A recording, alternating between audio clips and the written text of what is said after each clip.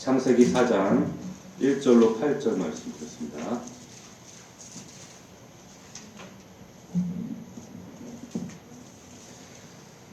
창세기 4장 1절로 8절까지 말씀을 저와 여러분들이 한 절씩 교독해서 함께 읽도록 하겠습니다.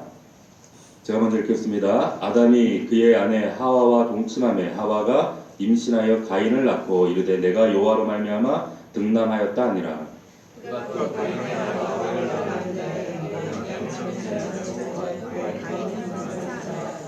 세월이 지난 후에 가인은 땅의 소산으로 제물을 삼아 여호와께 드렸고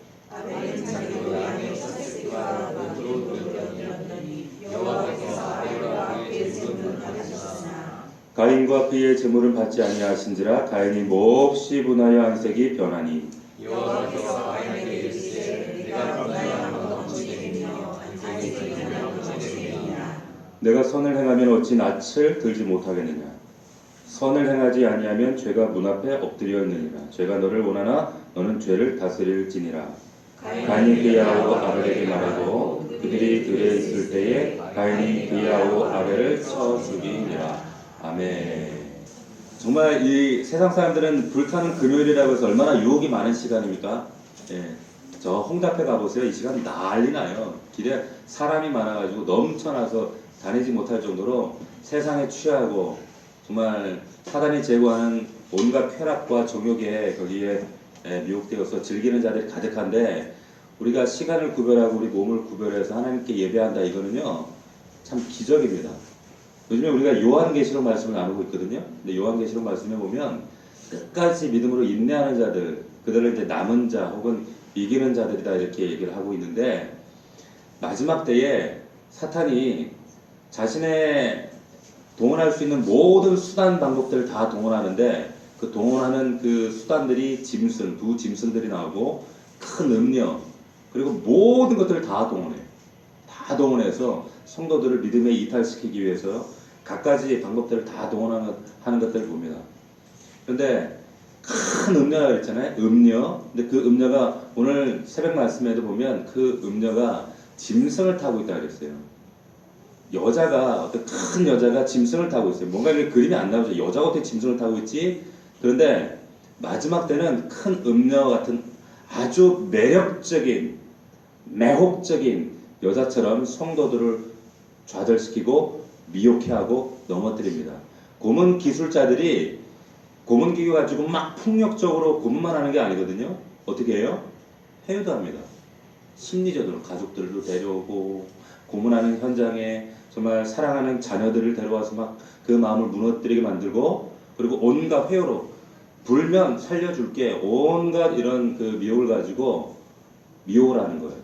그리고 폭력을 또 써요. 짐승은 뭡니까? 폭력을 상징하거든요. 말하자면 마지막 때 교회를 핍박할 때 사단이 있는 방법은 모든 것을 다 동원해서 여러분들이 이탈시켜요. 이걸 분별하지 못하면 그냥 우리가 세월 속에 시간 속에 묻혀서 하나님 말씀 저버리고 그냥 세상 사람들과 함께 떠내려가는 그런 존재로 우리가 전락할 수밖에 없다. 그렇기 때문에 말씀을 잘 분별하셔야 됩니다. 정말 깨어있으셔야 돼요. 말씀으로 성령으로 깨어있는 저와 여러분들이 되기를 주의 이름으로 축원합니다. 2주 전에 저와 여러분들이 창세기 3장 21절 말씀에 여호와 하나님이 아담과 그 아내를 위하여 가죽옷을 지어 입히시니라. 가죽옷 이야기를 했습니다. 기억나시나요? 예. 그 가죽옷이라 그 의미가 어떤 의미, 예수 그리스도를 예표하고 그것이 우리에게 베푸신 하나님의 은혜다라는 사실을 우리가 말씀을 통해 확인을 했죠.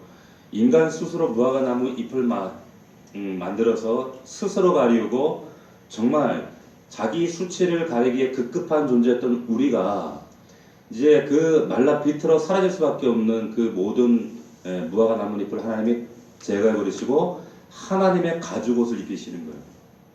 예수 그리스도의 그 십자가 죽으심과 부활, 그 의를 상징하는 가죽옷을 입히시는 그 사건, 은혜죠. 이게 복음이라고 하는 거예요. 복음.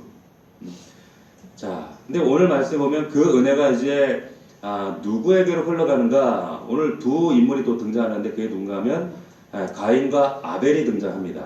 가인과 아벨. 여러분들 뭐 잘 아시지만 아담과 하와의 첫째와 둘째죠. 자, 이 가인이 첫 번째 아들이고 아벨이 둘째 아들인데 사실 이 가인과 아벨이라고 하는 인물은 여러분들이 생각하실 때 아담에게는 가인과 아벨이라고는 아들 둘만 있었어. 그거 아니에요. 여러분 아담과 하와에게는 수많은 아들 딸들이 있었습니다. 그런데 가인과 아벨은 그들의 대표예요. 대표. 자, 우리가 그걸 어떻게 할 수 있는가 하면 창세기 5장 4절에 보면 이런 말씀이 있어요. 자, 아담은 셋을 낳은 후 800년을 지내며 자녀들을 낳았으며 이렇게 나와 있죠. 자, 여기 셋도 낳았어요. 그리고 800년을 지내면서 자녀를 낳았고 그리고 930세를 향수하고 죽었다. 여기에 자녀를 낳다라고 하는 이 야라드라고 하는 히브리 단어가요. 이게 무슨 의미인가 하면 계속 낳았다는 뜻이에요. 우리나라는 그 시제와 그 어떤 단어의 형태가 나타나 있지 않지만 이 히브리 동사가 이게 계속형이에요. 무슨 말이냐면 자녀를 한 번 낳았다는 게 아니라 살면서 몇 년 동안? 800년 동안 계속 낳았다는 거예요. 800년 동안. 지금 애 세 있는 집도 우리 정집사님네는 애 셋도 좀 많은데 얘네들은 낳다 보니까 누가 누구지도 모를 만큼 많이 낳았다는 거예요. 어마어마하게 많이 낳습니다. 자, 어떤 제 얘기는 아니에요. 어떤 수학자가 이때 당시에 아담이 죽을 때쯤 나이가 930년이 지난 이때쯤 인류의 인구가 얼마쯤 됐을까요? 수학적으로 계산했을 때 얼마쯤 됐을까요? 얼마나 됐을까요? 자, 이때 거의 사람들이 1000년 가까이 살았어요. 네? 1000년 가까이 살고 그리고 자녀 계획 같은 거, 출산 계획 이런 거 안 세웠어요. 그러니까 폭발적으로 인구가 늘었을 거예요. 얼마나 됐을까요? 수학적으로 계산하면 이때 당시 인구가 한 10억쯤 됐을 거라고. 노아 홍수 당시 때 인구가 한 20억쯤 됐을 거라고. 수학적으로만 계산했을 때. 예. 지금 여러분 잘 어떤 이해가 안 되지만 여러분 우리나라에 그 제일 많은 성씨가 어느 성씨인 줄 아세요? 김혜김 씨가 제일 많아요. 두 번째로 많은 성씨가 미랑박 씨래요. 세 번째가 전주희 씨래요. 예. 제가 미랑박 씨거든요. 우리나라 미랑박 씨가 그 몇 명쯤 될까요? 제가 찾아봤어요. 우리나라 미랑박 씨가 몇 명일까? 몇 명일 것 같아요? 300만 명이래요. 근데 이거보다 많은 김혜김 씨는 400만 명이래요. 여러분 우리 조상 어르신 박업거사 어르신이 그 신라 시대 최초의 1대 왕이거든요. 이때로부터 해서 지금 우리가 300만 명이에요. 근데 여러분들이 아셔야 될 것은 뭐냐? 그때 고대 시대 뭐 고조선을 거쳐서 뭐 신라 시대 뭐 고구려 시대 이 시대에 조선 시대도 포함해서 이 시대 우리 한국 사람들 그 시대 사람들의 평균 수명이 얼마인지 아세요? 30세를 안 넘었어요. 별로 놀라질 않으신데 30세를 안 넘었다니까요. 그런데 그 최초의 씨앗이 지금 한 2000년 가까이 되는 시간의 갭을 두고 한 300만 명이 됐어요. 근데 이 노아 시대 때, 이 아담 시대 때 모든 사람의 수명이 왜 홍수 전이었기 때문에 평균 수명이 거의 다가 900년, 1000년 가까이였어요. 안 죽어요. 애는 태어났는데 사람은 안 죽는 거예요. 안 죽는 거예요. 그렇게 계속 800년 동안 애를 낳고 낳았을 때 이만한 숫자가 됐다는 거죠. 그러니까 어떤 분들이 이런 얘기를 해요. 목사님, 가인이 저주를 받아서 하나님 앞에 피해서 이제 유의하는 자가 되었는데, 가인이 그런 얘기를 했잖아요. 만약에 내가 유리하는 자가 되었을 때 하나님, 나를 만나는 자가 나를 죽이면 어떡합니까? 아니, 아담하고 하와하고 가인 아벨밖에 없는데 누가 죽여요? 이거 말이 안 되잖아요. 이렇게 묻는 분들이 있어요. 자, 이 그림을 여러분들이 이해하면 이게 어떤 의미, 어떤 상황인지 여러분들이 이것이 우문이라는 것을 여러분들이 알 수가 있죠. 자, 그러니까 여기 지금 가인과 아벨이라고 하는 것은 지금 인류 가운데 이 두 사람밖에 없기 때문이 아니라 많은 인류가 존재했어요. 그 중에 가인이라고 한 인물의 계보, 그리고 아벨이라고 하는 인물의 계보가 이제 하나님이 대표로 선택해서 이제 성경에서 이 두 가문을 통해서 하나님의 나라가 어떻게 진행되어지는가, 혹은 이 가인의 계보를 통해서 하나님을 반대하는 계보가 어떻게 이제 확장되어서 나가는가, 이 얘기를 하고 있는 거예요. 자, 오늘 본문 1절을 한번 보시면, 아담이 그의 아내 하와와 동침함에 하와가 임신하여 가인을 낳고 이르되 내가 여호와로 말미암아 등남하였다 하니라. 자, 에덴의 동쪽에 이제 하나님 말씀을 볼 수 있는 데 쫓겨났죠. 쫓겨나서 이제 하와가 그 남편과 동침해서 아이를 낳습니다. 첫 번째 아이 이름이 누구라고요? 가인이라고 했어요. 가인. 근데 이 가인이라는 이름의 뜻이 뭔가 하면 이 의미가 세운다라는 뜻이에요. 가인의 이름은 새로운 것을 세운다라고 하는 뜻입니다. 이 하와가 고백할 때 내가 여호와 때문에 이 아이를 얻었다. 그래도 이때는 희망이 있었어요.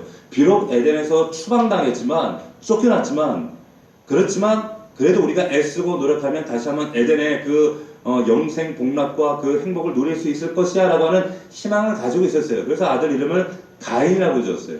그런데 두 번째로 아들을 낳았을 때 그 아들의 이름을 뭐라고 지었어요? 뭐라고 지었습니까? 아벨이라고 지었어요. 아벨의 뜻이 뭘까요? 아벨의 뜻은 뭐냐면, 한번 따라해 봅시다. 헤벨이에요. 헤벨. 이 헤벨이란 말이 어디에서 나오는가 하면 전도서에 보시면 우리가 너무나도 잘 아는 말씀이죠. 모든 것이 헛되고 하늘의 모든 것이 헛되도다. 헛되도다 할 때 뜻이 헤벨이에요. 다시 말하면 아벨의 이름의 뜻은 헛되다는 뜻이에요. nothing이라는 거예요. nothing. 아무것도 아니다. 헛되다. 베너티다라는 거예요. 자, 그 이름의 뜻이 아벨인데 왜 이런 이름을 줬을까요? 가인의 이름을 줬을 때 그래도 희망이 있었어요. 소망이 있어서 어쩌면 다시 돌아갈 수 있을지도 모르고, 어디로? 에덴으로. 지금 우리의 삶이 무너졌지만 다시 에덴의 영광을 회복할 수 있을지도 몰라라고 하는 그런 소망이 있었는데 살다 보니 아닌 거예요. 아니구나. 아무것도 아니구나. 라는 사실을 지각하게 된 거죠. 자, 그런 가인을 낳고 아벨을 낳은 이후에 이제 이들 가운데 이 아무것도 아닌 자라는 이름을 가진 아벨이 하나님을 찾는데 이 예배가 연락되어져요. 근데 반대로 가인의 예배는 연락되어지지 않죠.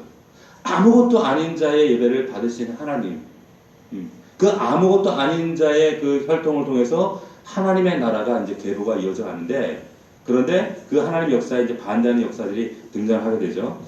자, 오늘 본문에 보니까 이 아무것도 아닌 이 아벨의 제사를 하나님께서 어떻게 하셨다고요? 받으셨어요. 자, 4절 말씀 보시면 아벨은 자기도 양의 첫 새끼와 그 기름으로 드렸더니 여호와께서 아벨과 그의 제물은 받으셨으나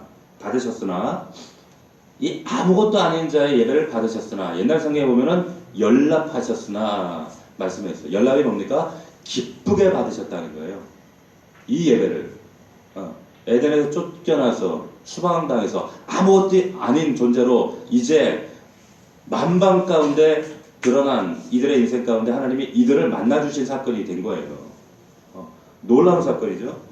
자, 근데 하나님이 기쁘게 받으셨어요. 근데 문제는 뭐냐? 우리가 주일학교 때 이제 주일학교 다니신 분들은 이런 얘기를 한두 번쯤 다 들어보셨을 거예요. 어린이 여러분, 하나님께서 왜 가인의 제사는 기쁘게 안 받으시고 아벨의 제사를 받으셨을까요? 아벨의 제사는 피의 제사를 드렸기 때문이고 가인은 피가 없었기 때문이에요. 아셨지요? 이런 얘기 들어보셨죠? 안 들어보셨어요? 주일학교 검정고시 나오셨어요? 네? 보세요. 우리 어릴 때 그랬다고요. 왜 아벨의 제사는 받으시고 가인의 제사는 안 받으시는가? 아벨은 피를 드렸고 가인은 피를 안 드리고 곡식을 드렸다는 거예요. 그렇지 않죠. 하나님은 레위기 제사에도 소제라고 하는 제사를 받으셨어요. 곡식 제사. 우리 레위기 하면서 배웠죠. 그런데 왜 이런 일들이 생기는가? 하나님이 직업을 차별하시나? 가인은 농사꾼이잖아요. 농사꾼이 농산물 드리는 게 당연하죠. 아벨이 지금 양 치는 자니까 양을 드리는 게 뭐 대단한 거, 잘하는 거, 당연한 거지. 그런데 만약에 이게 이 재물의 문제라면 지금 우리는 직업도 고를 때 심각하게 고민해야 되는 거예요. 그게 아니라는 거죠. 하나님께서 지금 연락하신 제사, 기쁘게 받으신 제사가 됐고 하나는 거절된 제사가 된 이유가 뭐냐? 어떤 예배는 하나님이 받으시고 어떤 예배를 받지 않으시냐? 분명히 하나님 받으시는 예배가 있어요. 받지 않는 예배가 있다는 거죠. 자, 그렇기 때문에 우리가 상식적으로도 이 말씀을 통해 우리 지난주일 말씀하고도 연관되어지는 말씀이죠. 그러니까 왜 이런 혼선이 생기는가? 왜 예배를 받고 안 받고의 문제가 생기는가? 자, 우리 이 말씀에 힌트를 주는 말씀이 히브리서 11장 4절 말씀이죠. 여러분들 잘 아는 말씀. 제가 한번 읽어드리고 잘 들어보세요. 믿음으로 아벨은 가인보다 더 나은 제사를 하나님께 드림으로 의로운 자라시는 증거를 받았으니 하나님이 그 예물에 대하여 증거하심이라. 자, 히브리서 기자가 아벨이 의인이라 그래요. 아벨이 왜 의인인가? 그가 의인이 된 것은 믿음으로 하나님께 예배했기 때문이다. 다시 말하면 믿음 때문이었다 이렇게 얘기를 합니다. 믿음 때문에. 그런데 우리가 항상 염두에 둬야 될 것은 뭐냐면 성경에서 말하는 이 믿음이란 게 뭐냐?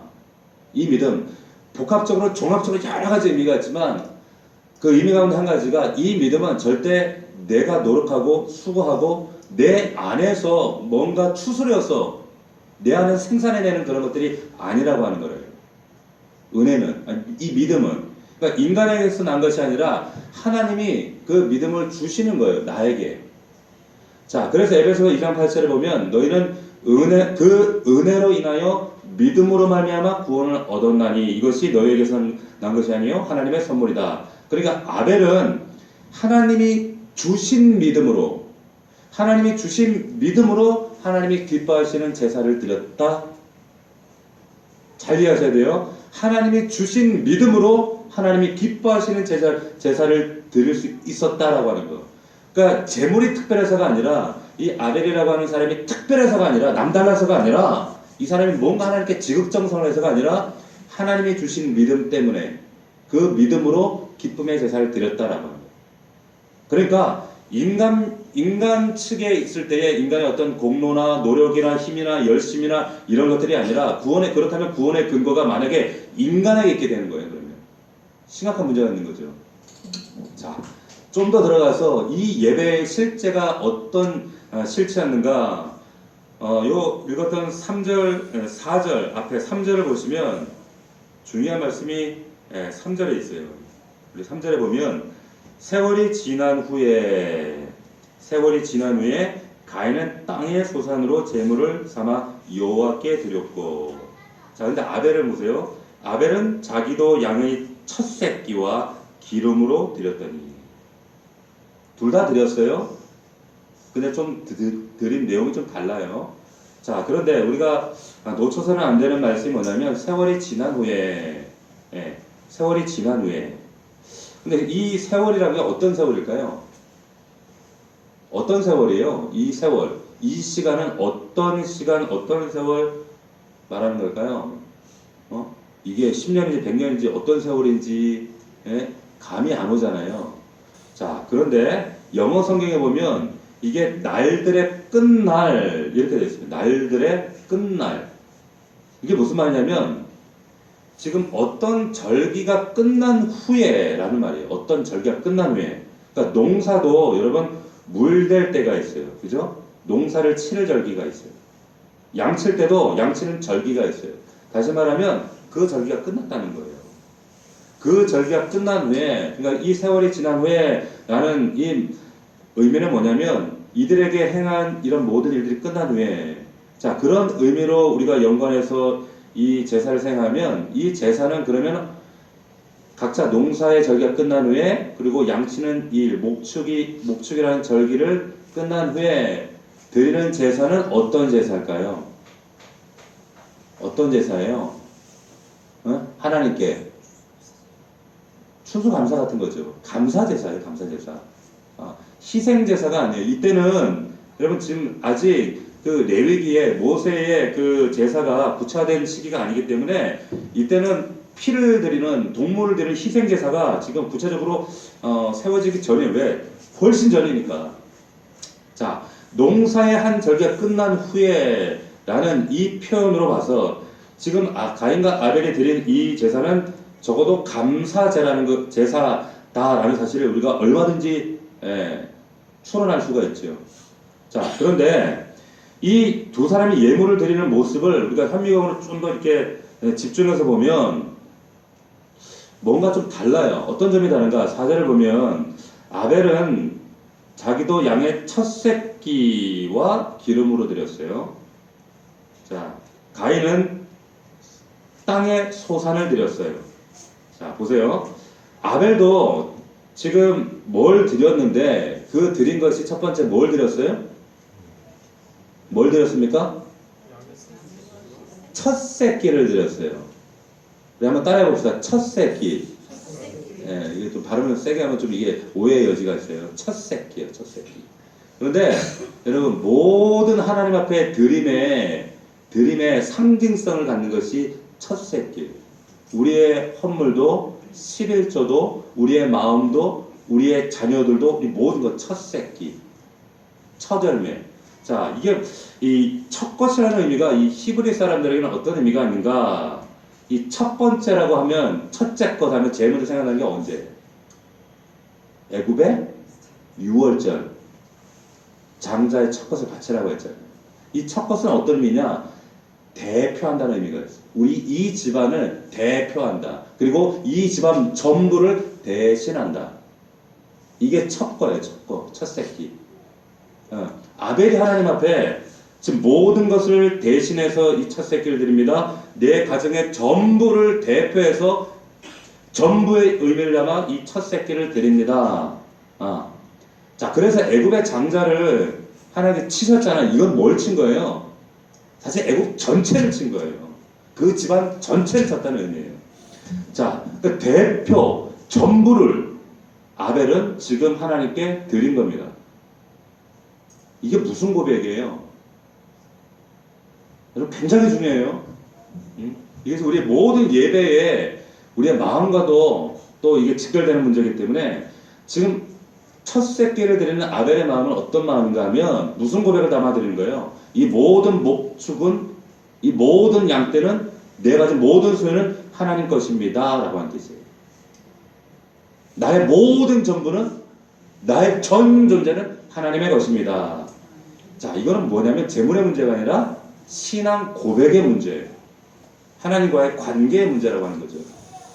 자, 이어서 첫 새끼 그 다음에 뭘 드렸습니까? 뭘 드렸어요? 네, 기름으로 드렸어요.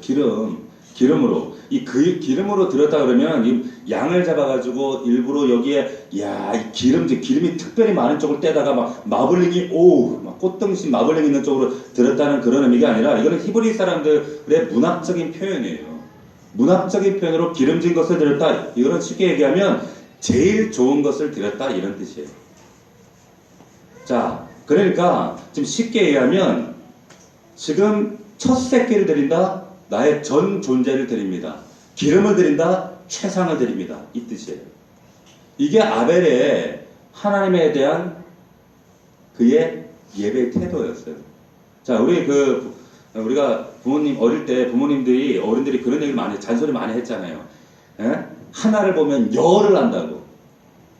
그런 얘기 많이 들으셨죠? 나만 들었나?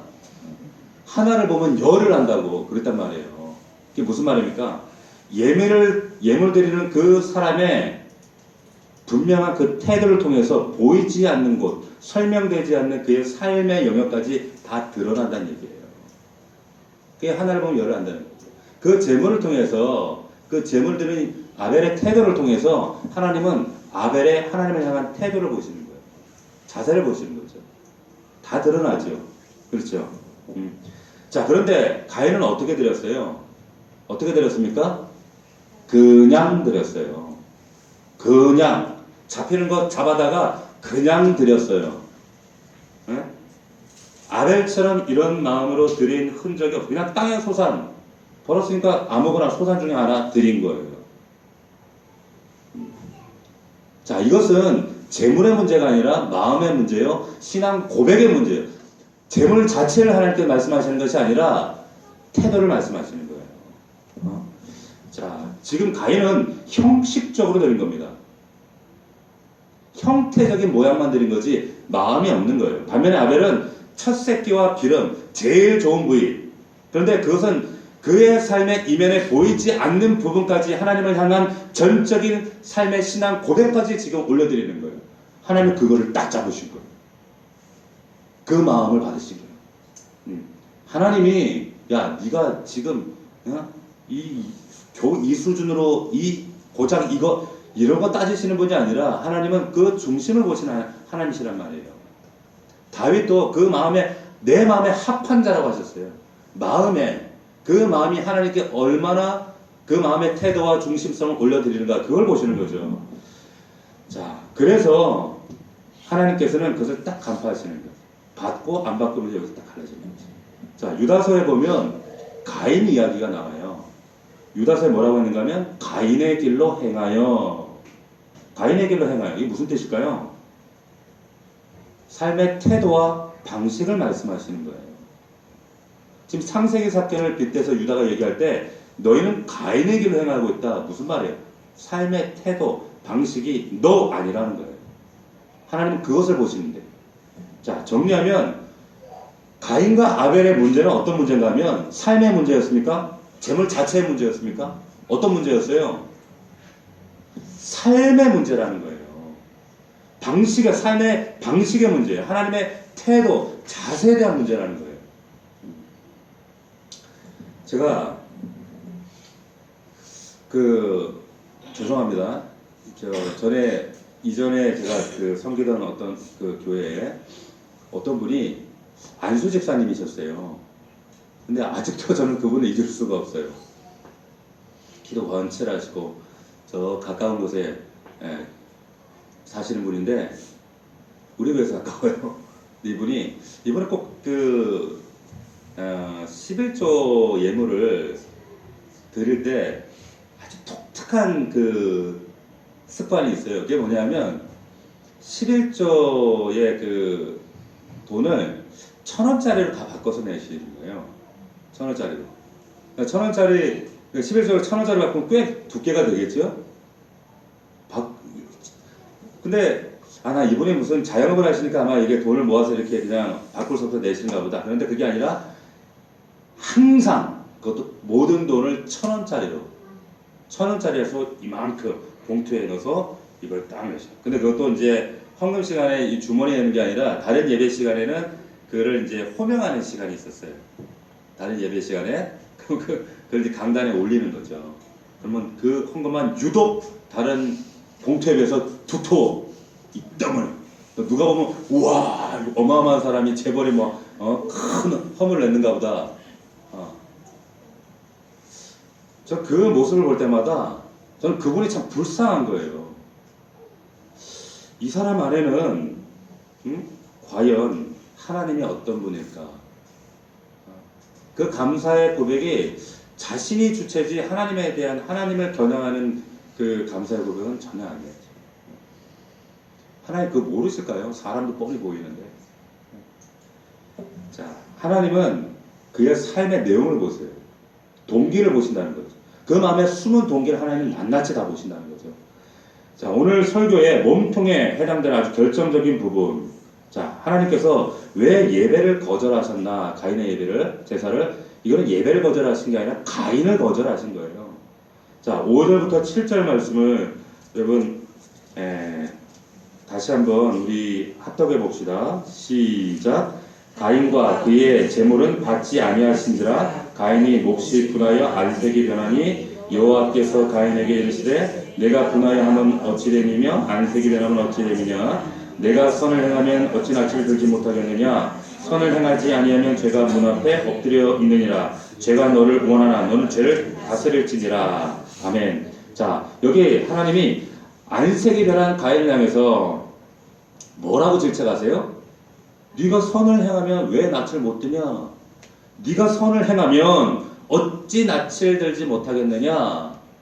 자, 우리가 이 선을 그냥 도덕적 윤리적으로 착한 일하고 좋은 일하고 봉사하고 이런 것들 이렇게 생각하기 때문에 말씀이 이 복음이 제대로 우리 안에 들어오지 않는 거예요. 삐뚤어지는 거죠. 그게 아니라 히브리 사람들에게 있어서 이들에게 있어서 이들의 문학적인 사고적 구조 안에서 선을 행한다는 의미는 어떤 의미인가? 왜 이 표현을 쓰는가? 이 말은 내가 선을 행하면 이 말은 예물을 바르게 드린다 이 말이에요. 자, 우리가 생각하는 선이라고 하는 의미가 다르죠. 여기서 히브리 사람들이 선을 행한다 이 표현은 예물을 바르게 드린다라고 하는 표현과 같은 어근을 씁니다. 같은 표현을 써요. 그러니까 선을 행했다 이 말은 뭐예요? 예물을 바르게 드렸다. 자, 그런데 중요한 것은 뭐냐?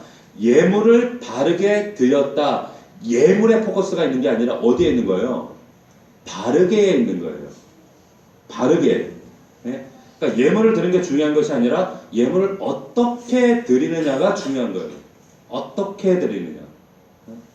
액수의 문제가 아니죠. 이것은 무슨 문제예요? 관계의 문제죠. 재물의 내용이 아니라 관계의 내용이라는 거예요. 자, 하나님 관계에서 가인은 시작부터 틀렸다는 얘기입니다. 관계에서 틀렸다는 얘기예요. 동기가 틀렸다는 거죠.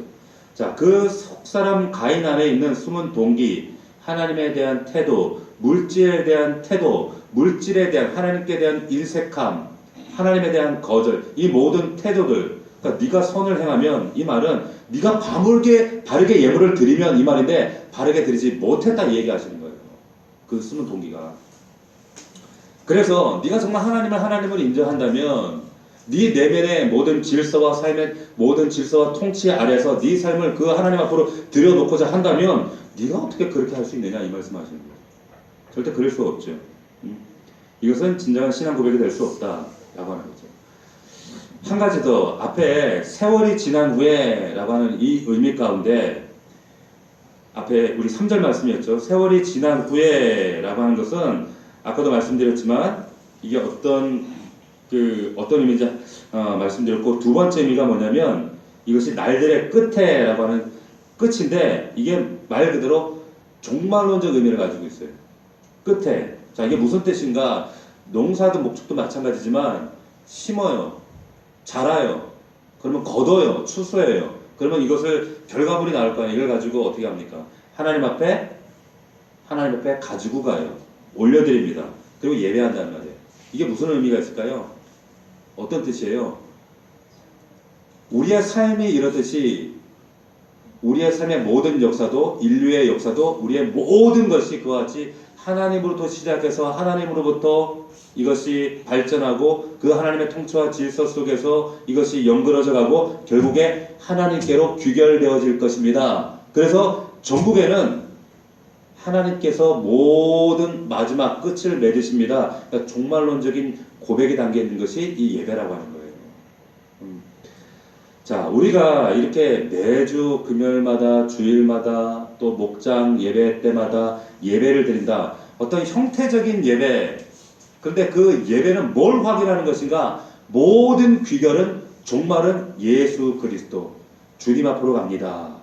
하나님의 섭리와 경리와 경륜과 그 하나님의 모든 일하심 가운데 다시 오실 예수 그리스도를 바라보며 언젠가는 우리도 그 앞에서 종결되어질 것입니다 라고 하는 신앙 고백. 이게 예배라고 하는 거죠. 이걸 예배자에서 확인하고 확증하는 게 우리의 신앙 고백이라고 하는 거예요. 계시록에 가면 우리가 지금 요한계시록 말씀을 함께 나누고 있는데 여기에 우리 지난 말씀 가운데 하늘나라 예배가 등장합니다. 천상 예배. 그래서 이 천상 예배 가운데 12장로가 등장하거든요. 근데 12장로가 어린 양 앞에 그 중앙에 계신 어린 양 앞에서 면류관을 벗어서 면류관을 막 던져요. 면류관을 던집니다. 기억나시나요? 면류관을 던져요. 이게 무슨 의미일까요? 지금 어린 양을 보자마자 12장로들이 자기들이 쓰고 있던 면류관을 그분께 막 벗어서 던지는 거예요. 던져요. 무슨 말이에요? 이게 무슨 뜻일까요? 내가 잘나서 내가 열심히 해서 내가 수고해서 내가 열심히 농사지어서 내가 목축을 열심히 해서 내가 걷어내리고 내가 만들어낸 결과인 줄 알았는데 마지막 역사의 뚜껑을 확 열어놓고 보니까 그게 아니라 모든 공로가 누구 공로였다는 거예요? 어린 양이 하신 거구나 라는 사실을 고백하는 게 면류관 던지는 거예요. 예배는 뭡니까? 하나님께 우리의 모든 공로를 어린 양께 하나님께 올려드리는 거예요. 워십이라는 게 뭐예요? 워십, 월스 가치, 최고의 가치를 그분께 올려드리는 거예요. 올려드리는 이게 예배라고 하는 거죠. 자, 그래서 우리가 지금 드려지는 이 예배는 뭐냐? 최고의 가치를, 나의 전 존재를, 그래서 하나님 앞에 이 최고의 가치를 올려드리는 이 연습을 하는 것이 이 예배라고 하는 거예요. 그런 마음으로 여러분 하나님께 예배하세요. 그냥 어떤 우리가 습관적으로 드려지는 예배. 저는 예배 때마다 사실은 조마조마해요. 한 사람이라도 정말 하나님 앞에 이런 진정한 예배자의 예배의 태도에서 혹시라도 하나님 앞에 이탈되면 어떡하나, 결격사고 발생하면 어떡하나. 왜? 억울하잖아요. 그 시간과 몸과 마음과 모든 것을 하나님께 집중해 드려지는 이 최고의 가치에서, 근데 하나님께서 숨은 동기 의도를 모르시는 분이 아닐진데 이 예배가 헛된 예배가 되면 안 되는데, 이 예배를 가지고 또 하나님 나라에서 우리가 다 결산할 텐데 막 애가 타는 거예요. 그러니까 때로는 막 애가 타는 마음이 어때요? 막 안타까움으로 목소리 높아지고 그러는 거예요. 왜 그런 줄 아세요? 마지막 때가 되면 제가 여러분들의 모든 것에 대해서 사실 제가 제일 많이 하나님 앞에 결산을 받아요. 우리 목자들도 마찬가지예요. 잘 들으셔야 돼요. 왜 그런 줄 아세요? 자, 우리 히브리서 한번 찾아볼까요? 히브리서. 우리 히브리서 12장인가요?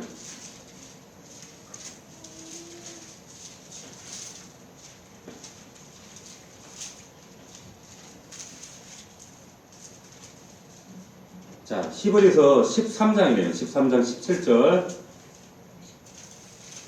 자, 신약성경 369 히브리서 13장 17절 우리 같이 한번 읽어봅시다. 같이 시작. 너희를 인도하는 자들에게 순종하고 복종하라. 그들은 너희 영혼을 위하여 경성하기를 자신들이 청산할 자인 것 같이 하느니라. 그들로 하여금 즐거움으로 이것을 하게 하고 근심으로 하게 하지 말라. 그렇지 않으면 너에게 유익이 없느니라. 아멘. 여러분 여기 말씀해 보면 너희 인도자에게, 교회 리더자에게, 목자에게, 목사에게 왜 우리가 순종하고 따라가야 하는가? 이는 그들은 너희 영혼을 위하여 경성하기를 깨어있다 이 말이에요. 깨어있는데 왜 그렇게 애써서 깨어있으려고 하느냐? 자신들이 청산할 자인 것 같이 한다. 청산할 자. 이 청산이라고 하는 의미가 뭔지 아세요? 결산한다는 의미예요. 다른 공동번역 성경이나 세번역 성경 보면 왜 이렇게 하는가?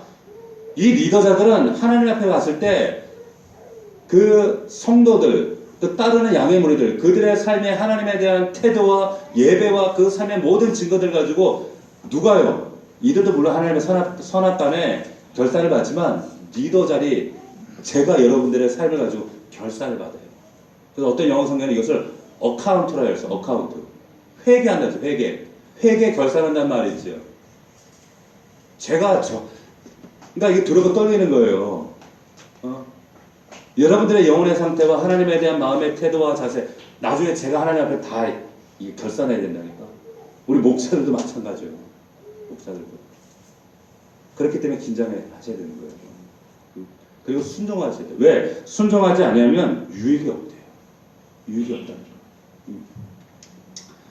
자, 다시 돌아와서, 자, 그래서 우리는 최고의 가치를 하나님께 올려드리는 예배, 그 고백을 하는 것이 예배다. 아까도 말씀드렸지만 히브리서 11장 4절에 보면 믿음으로 아벨은 가인보다 더 나은 제사를 하나님께 드림으로 의로운 자라는 증거를 받았다 했어요. 믿음으로 아벨은 가인보다 더 나은 제사를 드렸다. 아까도 말씀드렸지만 이 믿음은, 보세요. 이 믿음은, 자, 어디서 오는 믿음이라 그랬어요? 내 믿음이에요? 내 안에서 내가 추스르고 내가 생산해낸 믿음? 아니죠. 하나님이 주신 믿음이라 그랬어요. 하나님이 주신 그 믿음, 내 속에서는 절대로 생산해낼 수 없는 절대자 예수 그리스도를 통해서. 왜 그런가 하면, 내 안에서 왜 그 믿음이 스스로 나올 수 없냐면, 성경에 보면 의인은 없나니 하나도 없다 그랬거든요. 의인은 없어요. 하나도 없어요. 그렇기 때문에 내 스스로 이 의를, 우리는 파산된 존재고 내 스스로는 이 믿음으로 하나님 앞에 예배할 수 없다니까요. 그런데 하나님이 예배할 수 있도록 믿음을 주시는 거예요. 믿음을. 그래서 예배하게 됐어요. 왜? 복음에는 한 의가 나타났어. 그 의가 누굽니까? 예수 그리스도. 그 예수 그리스도가 내게 빛을 조명하셔서 믿음을 주시고 그 믿음으로 나는 예배하게 된 거예요. 그러니까 우리가 이 자리에 나오는 것도 하나님이 이끄시지 않으면 이 자리에 나올 사람이 한 명도 없다는 거예요. 하나님이 인도하시고 강건하시고 붙드셨기 때문에 우리가 예배하고 있다라고 하는 거예요. 우리가 수사적으로는 내가 믿었습니다, 믿습니다, 말로는 그렇게 얘기하지만 이 믿음이라고 하는 것은 전적인 하나님의 은혜, 하나님의 부르심, 하나님의 전적인 강권적인 역사십니다. 아벨은 이 믿음으로 예배를 드린 거예요. 그래서 성공한 믿음이 되었고 성공한 예배가 된 거죠. 네? 자, 우리 다시 한번 제가 질문해 볼게요. 아벨이 가인보다 더 나은 제사를 믿음으로 드렸다. 이게 누구로부터 온 믿음이에요? 누구로부터 온 믿음이에요? 아벨의 믿음이 아니에요. 아시겠어요? 하나님이 허락하신 믿음이에요. 내 의나 노력이 아니에요. 나의 믿음, 내가 한번 믿어봐야지 하는 믿음이 아니죠. 전적인 하나님의 허락하신 은혜의 믿음이었다라고 하는 거예요. 그렇기 때문에 이 하나님께서 아벨을 구속하시고 아벨의 눈을 여셔서 생명을 보게 하시고 생명을 바라보는 소망 가운데 하나님을 예배할 수 있도록 하셨다라고 하는 거죠. 그래서 이 예배가 하나님 앞에 성공된 예배가 될 수 있었다는 거죠. 우리 한 군데만 더 찾아보면 요한일서 3장 12절 한번 찾아봅시다. 요한일서 3장 12절. 요한일서는 390면 요한일서 3장 12절 아주 가인과 관련해서 아주 중요한 말씀이 여기 또 소개되고 있죠. 자, 3장 12절 같이 읽습니다. 시작. 가인같이 하지 말라. 그는 악한 자에게 속하여 그 아우를 죽였으니 어떤 이유로 죽였느냐? 자기의 행위는 악하고 그의 아우의 행위는 의로입니다. 자, 여기도 재물 얘기를 하지 않아요. 그렇죠? 자, 여기 보면 보세요. 여러분, 가인이 아벨을 죽였기 때문에 살인자예요? 아니면 살인할 수 있는 그 안에 죄가 있었기 때문에 열매로 나타난 게 살인이에요? 전자예요, 후자예요? 네?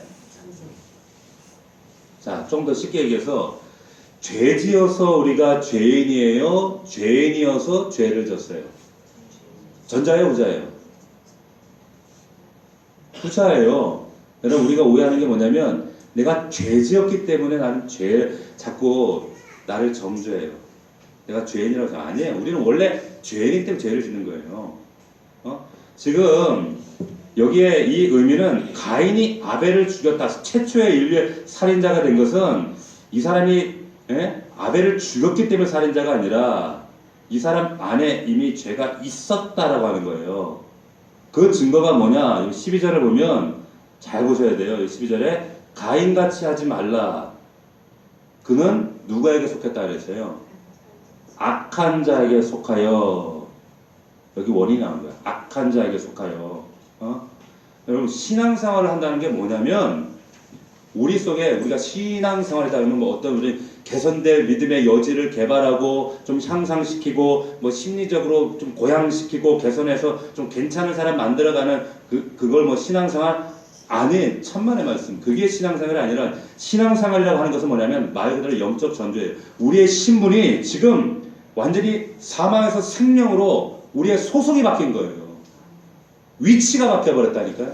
위치가 바뀌었어요. 그런데 우리가 그 요한계시록 말씀도 보고 있지만 위치가 바뀌었을 때 이제 소속과 소속의 싸움이 되는 거예요. 하나님 나라의 군대와 사단에 속한 군대가 천상의 군대와 이 땅의 군대와의 싸움이 되는 거예요. 이 치열한 싸움. 그래서 보세요. 다윗이 뭐라고 그랬냐면 골리앗 군대를 앞두고 싸울 때 뭐라고 하는가? 너희가 감히 하나님의 군대를 가지고 너희들이 무시하느냐? 모욕하느냐? 이게 무슨 말이냐면 다윗은 이 싸움을 골리앗이라고는 거대, 적군, 군대, 이걸 군대의 크기로 본 것이 아니라 소속으로 봤어요. 무슨 말씀 이해되세요? 골리앗이라고 하는 군대의 싸움의 크기로 본 게 아니라 무기의 질량으로 본 것이 아니라 다윗은 이 싸움을 소속의 싸움으로 봤다는 거예요. 그래서 하나님의 군대다 이렇게 얘기한 거예요. 지금 우리가 바라보는 이 모든 세상, 우리의 삶의 모든 현실들, 이 모든 관심, 걱정, 우리를 압도하고 있는 이런 모든 문제들 골리앗 같잖아요. 그런데 중요한 것은 우리가 그 앞에 보면 우리는 메뚜기 같아요. 사단이 근데 끊임없이 우리에게 뭐라고 얘기하냐면, 야, 안 돼. 해봐야 안 돼. 메뚜기야. 야, 별거 아닌 것들이 까불지 말고, 데미지 말고 빨리 항복해. 근데 다윗은 정확하게 이 싸움의 실체를 지금 크기가 아니라 소속의 싸움으로 봤기 때문에 누구의 소속? 우리는 여호와의 군대 소속이다. 자, 여기 근데 가인은 누구의 소속이라 그래요? 악한 자의 소속이라는 거예요. 악한 자의 소속. 악한 자에게 속했다. 그래서 이 표를 쓰고 있는 거예요. 이 싸움을 하고 있는 거죠. 지금 우리 누구에게 속한 거예요? 그러면 예수 그리스도에게 속한 거예요. 내가 싸우는 게 아니에요. 그분이 싸우는 거지. 우리 이미 승리한 싸움을 게릴라전 소탕하는 거예요. 자, 그분의 지위와 질서와 통치 밑에 들어가느냐 안 들어가느냐 결국 그 싸움이지. 예? 맨날 귀신 붙잡고 엉뚱한 거 붙잡고 싸우는 게 아니란 말이에요. 오늘 아벨이 어떻게 그런 예배를 드릴 수 있었는가? 하나님께 속했기 때문에 그 예배를 드릴 수가 있었다는 거예요. 하나님께 속한 자만 진정한 예배를 드릴 수 있고 예배자로 나아갈 수 있고 그 예배를 통해 하나님을 만날 수 있다 이 얘기예요. 그런데 가인은 형식은 갖췄지만 하나님께 속하지 않았기 때문에 이 예배가 차단입니다. 차단. 구약에 보면 우리가 작년에 이 요시아의 그 말씀을 나눈 적이 있습니다. 이 요시아 왕이 어떤 왕이었냐면 8살에 왕이 됐어요. 앞전까지 왕들이 막 개판으로 야, 이 나라 도저히 이래가지고는 안 되겠다 이래가지고 종교 개혁을 한다 요시아가. 20대 중반에 종교 개혁을 하는데 제일 먼저 이제 말씀을 선포하고 이 나라 야, 이 꼬라지는 안 되겠다 그래가지고 성전 청결 운동을 해요. 근데 성전을 청소하다가 이제 그 흩어졌던 레위들 통해서 성전을 청소하고 그러는데 거기서 뭐가 발견됐냐? 두루마리가 발견되었어요. 율법서가 발견됐단 말이에요. 그것을 발견하고 나서 그 말씀을 이제 읽다 보니까 지금까지 얼마나 오랜 시간 동안 예배가 중단되어지고 하나님과 단절되어지고 말씀이 사라졌는지 그 사실들이 모든 것들이 왜 이 땅이 이런 고통과 어려움과 수치와 가난과 이런 하나님의 연단을 겪는가라고 하는 것이 이제 말씀 통해 깨달아지는 거예요. 통곡하고 울면서 하나님 앞에 회개하며 나아가는 거죠. 그러면서 이 중단된 예배를 회복하고 말씀을 회복하기 위해서 어떤 일을 하는가 하면 이제 유월절을 회복시키고 우상을 척결하고 예배 회복을 선언해요. 다시 한번 성전을 싹 청소하고 모든 사람들이 제사를 회복하자는 운동을 하고 하나님 앞에서 모든 사람 예배와 찬양대와 레위인들과 막 회복하는 운동을 막 일으킵니다. 그리고 이제 드디어 하나님 앞에 야 하나님 앞에 진짜 우리가 잃어버렸던 예배다운 예배를 한번 드려보자 하고 이제 올라가는 거예요. 올라가는데 그때 누가 등장하는가 하면 하나님이 예레미야를 앞에 딱 세워요. 예레미야. 그러면서 내가 네 입에 당겨주는 이 말씀을 저들에게 전해라. 그래서 그 예레미야를 통해서 선포되어지는 메시지가 어떤 메시지였는가 하면 이런 말씀을 주세요. 너희는 이곳을 여호와의 성전이라는 거짓말을 믿지 마라. 아니 이거 앞뒤가 안 맞잖아요. 무슨 생뚱맞은 소리예요. 지금 온 마음을 다해서 성전 정화운동을 하고 6월절을 회복하고 성전에 차양대를 새로 만들고 지금 직제를 새로 만들고 온전한 예배를 위해서 하나님의 지금 나아가는데 그래서 모든 것들을 준비해서 이제 화려한 옷을 입고 예배당 앞으로 나아가는데 야 이거 성전이라는 말 믿지 마라 거짓말이다 이렇게 말씀하시는 거예요. 그러면서 무슨 말씀하시는가 잘 들어보세요. 너희가 만일 길과 행위를 참으로 바르게 하여 이웃들 사이에 정의를 행하며 이방인과 고아와 가부를 압제하지 아니하며 무죄한 자의 피를 이곳에 흘리지 아니하며 다른 신들 뒤를 따라 화를 자초하지 아니하면 지금 무슨 얘기하고 싶으신 거예요? 이 예레미야를 통해서 지금 무슨 얘기하고 싶으신 거예요? 형식적인 그런 예배를 지금 그 예배가 중요한 것이 아니라 뭘 고치라는 얘기예요. 이거 지금 한마디로 네 삶을 고치라는 얘기예요. 삶을 고쳐라. 무슨 말씀인지 아시겠어요? 가인에게도 마찬가지예요. 삶을 고치라고 하나님 말씀하시는 거예요. 예배 형식 붙들고 있으면서 여전히 거짓말하고 간음하고 세상하고 타협하고 세상의 유혹과 세상 바벨론 음료가 주는 세상의 미혹 가운데 빠져 취하고 예배 형식만 가져오는 건 야 천만의 말씀 필요 없다는 거예요. 그러면서 그 뒤에 뭐라고 말씀하시는가? 너희가 무익한 거짓말을 의존하는도다. 왜? 예배당 올라가면 우리 예배 받지 않겠어?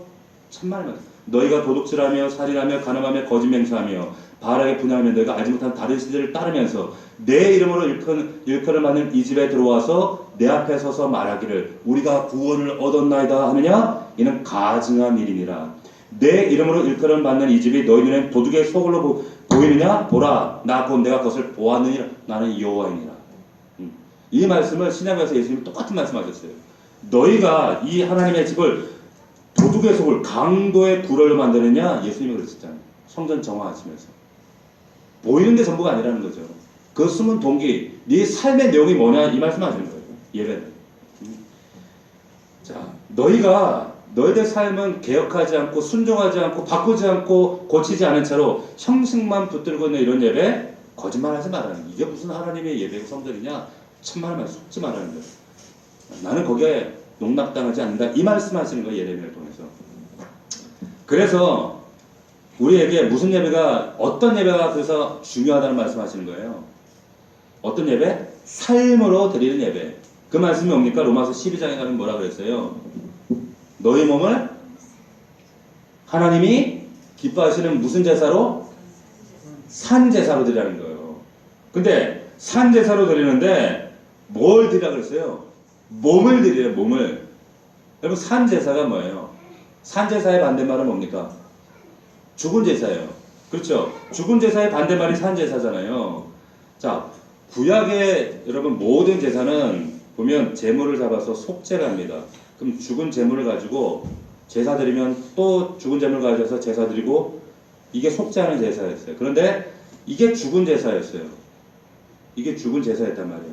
그런데 죽은 제사를 끝내기 위해서 예수로서 영원한 제물 대신 예수 그리스도를 통해서 자기 몸을 들이신 이분을 통해서 이제 죽은 제사가 필요 없어졌단 말이에요. 그러면 이제 죽은 제사를 드릴 이유가 없어. 이제 우리에게 남은 제사는 뭡니까? 산 제사란 말이에요. 산 제사. 예수 그리스도를 산 제사. 근데 산 제사는 뭘로 드리는 거냐는 거예요. 뭘로? 로마서 12장 말씀에 의하면 산 제사는 뭘로? 몸으로 드리는 거. 이 말은 무슨 말이에요? 네 삶으로 증명해 보이란 말이에요. 예배는 예배당에 와서 여기 앉아서 앉았다 일어났다 하고 의식하고 찬송하고 사도신경 이것도 물론 예배지만 궁극적인 예배 본질은 뭐예요? 여러분들의 삶에서 관계 속에서 나타나는 삶이 예배라고 하는 거예요. 저는 제가 청년들 담당할 때도 그랬지만 목회하는 가운데 하나님 앞에서 예배, 주의 일을 한다는 명분으로 가정생활, 사회생활 허툴게 하는 거 저는 그것을 정말 가만히 안 뒀어요. 특별히 청년 때 주의 일을 한답시고 그냥 회사도 어영부영 가고 맨날 회사는 그만두고 이거 하나님 기뻐하실까요? 아니에요. 삶 속에서 세상 사람들이 바라볼 때 그리스도인의 삶의 예배라는 게 삶으로 증명하는 삶이 저런 것이는 이걸 보여준 게 그리스도인이지. 교회 안에서 무슨 증명할 일이 있어 우리끼리? 세상에서 증명하는 게 이게 예배지. 응? 여러분 우리의 정말 이 예배가 증명되는 자리가 어디입니까? 일터예요. 삶의 현장이에요. 군인이 언제 군인이에요? 군복을 딱 입고 각 잡힌 옷을 입고 군화를 신고 총을 매 군인이 현장에 나가서 피를 흘리고 피 튀기는 전투에서 팔이 까지고 무릎이 까지고 피가 흐르고 등에는 막 땀이 흐르고 그 막 냄새가 진동해도 그 냄새를 가지고 상처투성이를 가지고 세상에 싸우다가 이제 일주일 동안 그 현장에서 일상에서 치열한 삶의 현장에서 우리가 만났던 수많은 골리앗들과 싸운 그 현장을 이기고 버텨내고 승리하고 예배 자리에 나와서 그 승리의 간증을 나누는 자리가 이 자리라는 거죠. 이게 예배인 줄 믿습니다. 에? 그런데 이 예배 따로 삶의 자리가 따로. 아이고 집사했어? 교회 다니셨어요? 몰랐네? 이런 소리 들으시면 안 된다는 거예요. 어딜 가든지 저 사람은 예수 믿는 사람이에요. 저 사람이 믿는 하나님이라면 나도 한번 믿어보고 싶어. 저 사람이 다니는 교회라면 나도 한번 가보고 싶어. 이런 고백이 들려줘야 되죠. 이 교회 안에서 뭘 그 빛과 소금 할 일이 있어요, 우리가. 결국에 여러분 삶의 문제다라고 하는 거죠. 이 가인의 문제, 가인의 이 제사의 문제는 앞서도 말씀드리지만 삶의 문제예요. 하나님에 대한 태도의 문제였어요. 재물의 문제가 아닙니다. 절대로 재물의 문제가 아니에요. 신앙 고백의 문제였고 온전한 신앙 고백을 하느냐, 삶으로 고백하고 있느냐라고 하는 문제죠. 하나님은 우리 안에 숨은 동기, 숨은 마음 다 아세요. 태도를 아신다고. 그 태도 한 컷을 딱 보시고 아웃. 또 너 그거 하나님 앞에 온전히 태도를 수정할 때까지 넌 연단 계속 하나님 돌리셔요. 하나님 그렇게 호락호락하신 분 아닙니다. 그렇게 만만한 분 아니세요. 철저하게 하나님은 우리의 진실을 가려내신다는 거죠. 예배의 형식이나 어떤 물질의 액수의 문제가 아니라 자신의 전부, 전 존재성, 그리고 최상의 것, 그 마음의 태도, 이거 올려드리는 신앙 고백. 하나님은 그거 보시죠. 가인의 예배가 왜 실패했는가? 반면에 아벨은 왜 하나님이 받으심이 되었는가? 이것을 우리가 우리의 삶의 모습으로 돌이켜 본다면 우리의 지금 이 시간 한 시간에 드려지는 예배와 그리고 가정에서 세상에 돌아가서 우리의 삶의 태도 그리고 우리가 만나는 사람들과의 관계에서 드러나는 하나님과의 관계 이런 것들은 모든 것들은 그대로 드러나요. 제가 여러 번 당부드리지만 하나님과의 관계는요 남편과 아내의 관계 속에서도 나타나요. 여실없이 나타납니다. 여러분들이 하나님에 대한 인식은 자녀를 대하는 태도를 통해서도 나타납니다. 여러분들이 하나님에 대한 순전한 온전한 마음의 태도는 여러분들의 지갑을 대하는 태도를 봐도 나타나요. 그래서 늘상 말씀드리지만 대신관계는 대인관계와 대물관계에 똑같이 나타납니다. 똑같이 나타나요. 우리 하나님 앞에 만의 중심을 드립시다. 우리의 태도, 중심, 하나님은 우리의 외모, 그 중심 가운데 있는 우리의 숨은 동기를 온전히 예배로, 삶으로 우리 찾으시는 분입니다. 그 하나님 앞에 온전히 정말 가인이 아닌 아벨의 모습으로 나가는 저와 여러분들이 되기를 축원합니다.